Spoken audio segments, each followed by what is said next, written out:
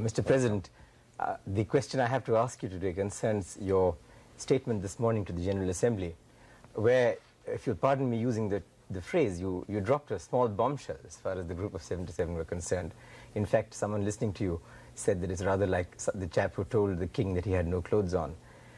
I'm referring, of course, to your suggestion that the OPEC countries should cut the price of oil to the developing countries by 50%. Now, from what I've been seeing, a number of people have this very much on their minds, but the Group of 77 were rather hoping, to keep this within the ECDC, the Economic Cooperation for Developing Countries, and not to air it here. Now, what were your reasons for doing this, and how have you been received? Well, that's for you to judge how I have been received as far as this is concerned. But countries like ours, the least developed countries, are really badly affected as a result of the general inflation all over the world and the rise in oil price. On the one hand, we are paying far too much price for oil, and on the other hand, we are having to get from the developed countries finished products at higher and higher price. So on the one hand, we are having to pay a much higher bill for oil, and on the other hand, we are having to pay much higher bill for imported products. This has put us off very badly. So we have to find out ways and means by which we can balance up this maladjustment. And it is with this objective that I suggested that the OPEC countries should think of supplying oil at that price level to the least developed countries. Well, the point is, I think they had rather hoped, if I'm not mistaken, that they would avoid the separation or the isolation of the oil issue or the oil price issue from the other issues of how to recycle in the international liquidity, changes in the representation of various countries on the board of governors of IMF and World Bank, and other issues which are structural in nature. Now, your statement seems to have gone against this trend inside the Group of 77. Would you agree with me on that? I don't think so. These are all interconnected. The price of oil has direct bearing on all other issues related to economy, and especially to the developing and least developed countries. So I think this is right. Thank you. Yes. I'd like to ask you about the commodity agreements. Does Bangladesh stand to gain from those? And what do you think of the prospects for coming to some commodity agreements out of the UN session? Would you just clearly say what you would like to know? Okay, the agreements that would stabilize prices of commodities, and I assume that you would benefit through jute, for your jute and for your tea, perhaps other commodities. Can you comment on what the United Nations is about to do in terms of stabilizing commodity prices and how Bangladesh could benefit? Yeah, thank you very much. This is again very important for us, this commodity price agreement, because we find that for our raw products, countries like us are mainly exporting raw material. And for this, unfortunately, we are getting lesser price or not attractive price. So this has decreased our exports in real value. So if an agreement like this is reached through negotiations and understanding, it is going to help countries like ours reasonably well, and keep our export balanced, and we can see beforehand and know how much we can earn from our exports. This will help us in planning our production in the country and our export over a period of substantial time. And specifically, your exports that would benefit would be jute, tea? Yes, jute, tea, leather. Leather, yeah. Yeah. What do you think the prospects are for for an agreement that will benefit the countries? Well, as I said this morning, it's not an easy thing, but we got to keep moving with the negotiations and find out new formulas which could be acceptable to all the parties, and especially formulas which will in real time benefit countries like ours. Here I would like to say one thing, and that is that some of the countries like ours have a lot of untapped resources, unexplored resources, unutilized resources, natural resources. For our country, we can say, such as the gas, natural gas, good prospect for oil, limestone, coal, which have remained unexplored or fully developed. So,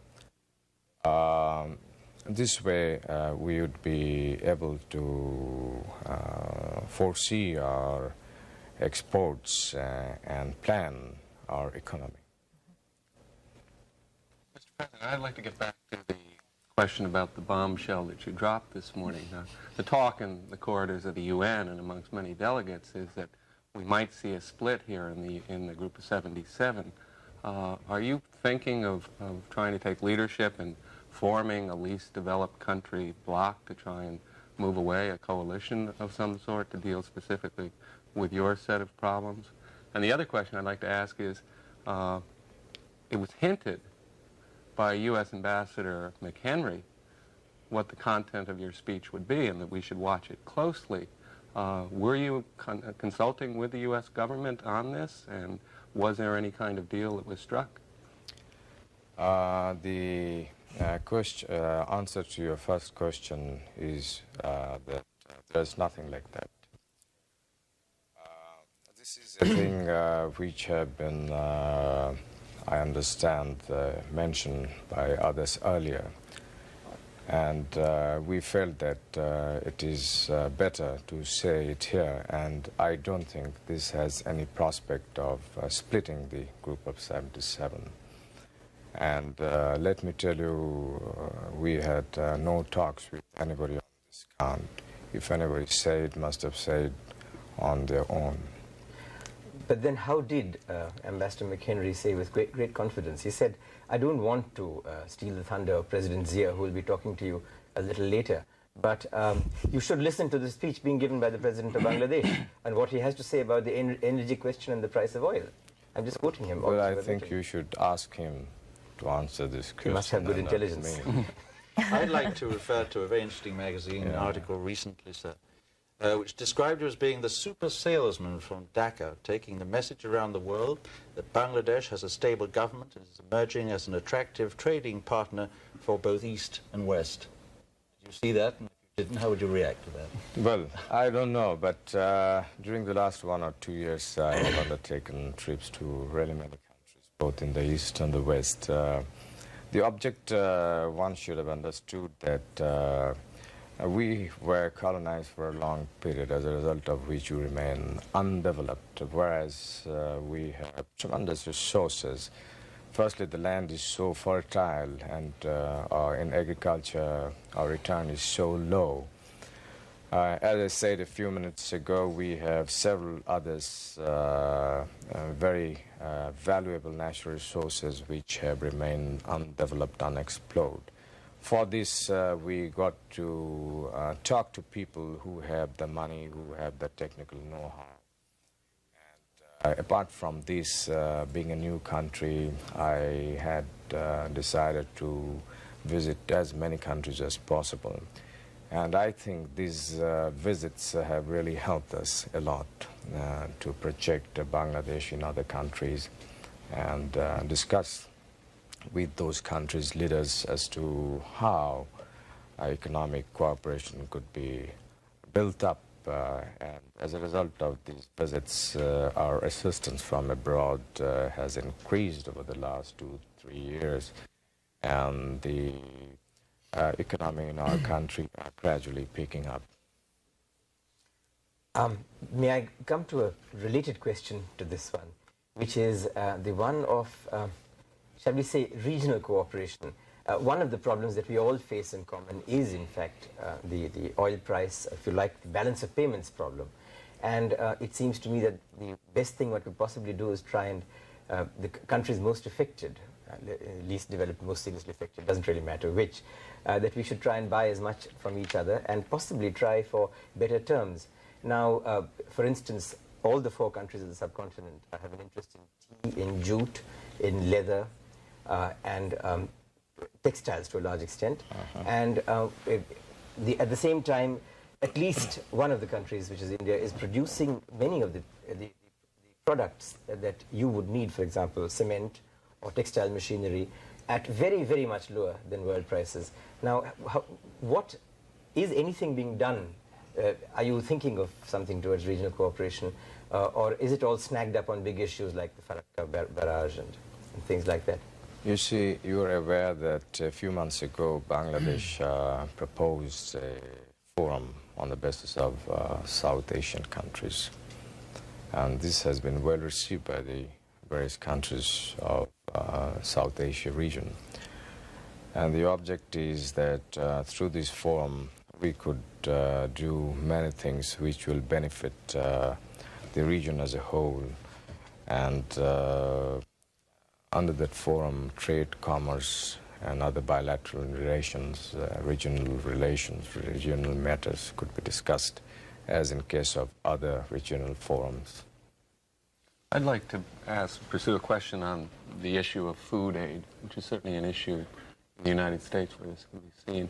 There's an awful lot of solid documentation that has come up that perhaps too much food aid is going into Bangladesh, that recently the British government curtailed government-to-government aid because of what they saw as some of the abuses there, that the rationing program tends to go to the urban population and to civil service workers, and that it's had a negative effect on agricultural production because of it's a disincentive to the producer. How do you respond to those criticisms, and what really is being done? Right. Let me tell you that in up to 1950, our country then, East Pakistan, was self-sufficient in food. And thereafter, till recently, the agriculture sector, not much was done. As a result, with the growth of the population, the requirement of the food went up, but the food production remained low. Now, we have rationing system in our country which is coming over since a long period. Now, the object of our government is to gradually get rid of this rationing system, which is mainly concentrated in the urban areas, but we are trying to sort of distribute more and more in the rural areas. And lately we have started open market operation, whereby at a certain price we sell out in the markets rice and wheat to keep the market price steady. At the same time, we have undertaken special measures to procure a lot of food grains, and right now we have 1.2 million roughly food stock with the government. We are giving a lot of encouragement to the farmers by price support, and in future we are going to do a lot more. The object is ourselves to become self-sufficient food so that we don't have to get really food from abroad. It's not a good thing. But realistically, you are going to need additional food aid for the next several years. And what is the impact of the British government curtailment? I'm coming to that point. Let me tell you that we shall be self-sufficient in food earlier than anybody thinks, and we have taken certain measures on that count, and we are beginning to get the results. As far as... When do you expect food self-sufficiency? I think in the next 2-3 years' time, or maybe a little more, maybe a little less, because we have launched a sort of special program on this count, and we have got very good results, and the next 1 year will give very solid indication about it. Our objective is not to become self-sufficient alone, but we are going for doubling food production in the next 5-6 years' time from now. For this, we are mobilizing the people to take to voluntary works for re-excavating the silted up canals and rivers, with a view to doing irrigation, bringing more and more land under irrigation. And in the last winter, we did massive work on this count, and through voluntary means, we brought more than 600,000 acres of land under irrigation, virtually at no cost. And next winter, which is our dry season, we are going to undertake 3 times more than this work. That means we will try about 1.5 million acres to be brought additional under irrigation by unconventional method. So this is a great effort that is coming up in our country. And I hope this question will not arise very much in the near future. And do you think the British action will affect, well, the U.S. Food aid program? Which is certainly the largest? Britain has reduced the food aid as compared to before because of certain other reasons also. But I hope that the food aid by other countries will not be affected as a result of this. This is the time where we need support, because we are trying to pick up and stand on our feet, and this is the time that our friendly countries got to come forward and give us a helping hand in a big way. Perhaps on that we move into, I think, into another area which is very much in the news these days, Islamic Solidarity. As you know, Bangladesh talks constantly of the need for increased solidarity. So I think we do have to ask you the question, how do you view recent events in Afghanistan and Iran as being a potential threat to that solidarity? Well, the Islamic Solidarity is building up, and I hope in the near future we shall be able to overcome these problems through various measures, and I strongly feel that the Islamic Solidarity is going to become stronger and stronger in future. But does the present situation in those 2 specific countries right now concern you deeply? It does concern, but I don't think Islamic Solidarity as such is affected as a result of these 2. May I ask you something on this? The Islamic bomb, the nuclear bomb being so-called constructed in Pakistan, how do you feel about this? I would be rather ambivalent about this. Here's a country that you fought to liberate yourself from a few years ago, and which is building a bomb, which is allegedly an Islamic bomb, and you're most certainly a part of the Islamic group of countries. Well, what would you feel about this? Well, I know as much as you know, and I understand that they are not making any bomb. Well, I hope that's so, sir. You have better information.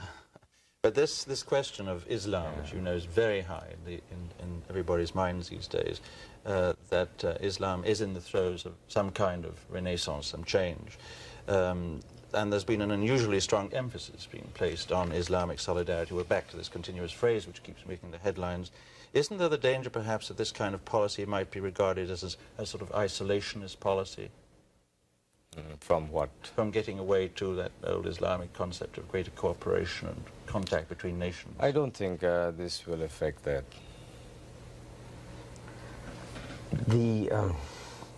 I wonder if... no, please, after. Oh, you said on the same line. If we have in our few minutes left, I'd love to pursue this, because it is a terribly... Well, I wanted to ask you about a little more about Afghanistan and your reaction to the problem there, and how you feel, what can be done, I mean, what would you like to see? Well, I think our position on Afghanistan is quite clear, and we feel that the foreign troops from Afghanistan should be withdrawn, and the people of Afghanistan should be left on their own to choose their system, political, economic, and government system. Well, I think the obvious other question is Iran. I think your foreign minister in Islamabad in July did say that thought the situation in Iran was a threat to regional security. And I think there was the idea of setting up a contact group to help solve that problem. What has been the latest news on that? Well, I precisely don't know, but I think they are making all efforts to work out some understanding with the present Afghan people or government. I don't understand. I don't have the exact information, but they are approaching in various ways to realize their objective. My question gets back to what the UN is doing here in the special session.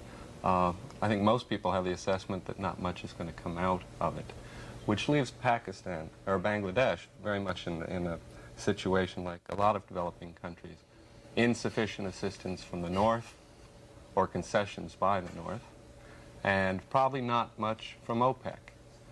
What does a country like yours do then, given the inflation rate, given the world economic crisis? And if you could also follow that up on what do you tell the world in terms of the things you are doing to meet your own energy needs within Bangladesh? Good, I think that's a very good question. It's a very difficult problem, let me tell you. But this should not dishearten us. There should be less of pessimism and more optimism, and we should move forward and negotiate, carry on with the dialogue, talk, and find out formulas which could bring better results in this. As far as we are concerned, we are not sitting idle. We are developing our natural gas, and we have sufficient natural gas. I think in the near future we are going to sort of bring gas under more utilization. We may sell natural gas as LNG and use natural gas as CNG and things like that. And we are now exploring ourselves for oil. There's very strong indication that we have oil. And we hope in the near future we may have oil, we may get oil in our country. Then we have a huge reserve of coal in the northern areas of our country, and we're going to sort of exploit this coal mine. And we're working also on other form of energies to meet our present requirement and also the future requirement. But as time is passing, our own energy requirement is also increasing. So coming around that we got to do something so that the least developed countries do not come under so heavy pressure as a result of the increase in the price of oil, because we really don't have the means to buy oil at such high rates, yet we need oil for our development. Is the oil deposits that you have indications of, are they anywhere near this line of demarcation of the continental shelf with India? Because there are some people, perhaps not well-wishers of either India or Bangladesh, who would like to see a kind of dispute coming up on this. I find your questions are one track, however. You see, we are looking for oil on the land. We have brought now our own rigs, and in a few months' time we would be drilling for oil on the land. Mr. President, I'm afraid that's all the time we have today, which is a great pity. The clock always beats us. President Ziaur, we have to close the show, but we want to thank you for being with us today to answer our questions on this edition of World Chronicle. Our guest has been Ziaur Rahman, the President of the People's Republic of Bangladesh. President Rahman, here to attend a special session of the United Nations General Assembly, was interviewed here at UN headquarters in New York by Brennan Jones, correspondent for Interpress Service, the Third World News Agency, Peggy Wilkins of the International Staff of the Wall Street Journal, and Prem Shankar Jha, editor of the Financial Express of New Delhi. And I'm Brian Saxton, thanking you for being with us and hoping you'll join us again for the next edition of World Chronicle.